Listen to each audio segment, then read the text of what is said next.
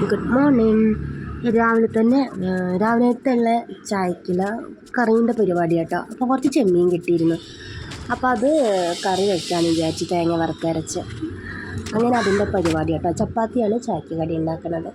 മോന് ചപ്പാത്തി ഇഷ്ടമല്ല. അപ്പോൾ അവനൊരു ദോശ പാരാമെന്ന് വിചാരിച്ചു. അതിന് ഉള്ളിയും തക്കാളിയൊക്കെ പച്ചമുളക് അരിഞ്ഞ് നമുക്ക് കറി അടുപ്പത്ത് വെച്ചു. മോനൊരു ദോശയും പാർന്ന് മഴ വരുന്നുണ്ട്. അതിങ്ങനെ ആസ്വദിച്ച് ഇങ്ങനെ കുറച്ച് നേരം ഞാൻ ഇങ്ങനെ ഇരിക്കുക കേട്ടോ. സ്വയം സൗന്ദര്യം ആസ്വദിച്ച് ഞാനും.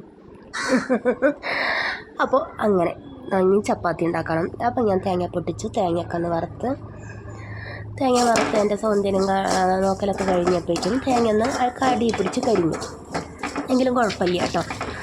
അങ്ങനെ നമ്മളെ കറിയൊക്കെ ആയി.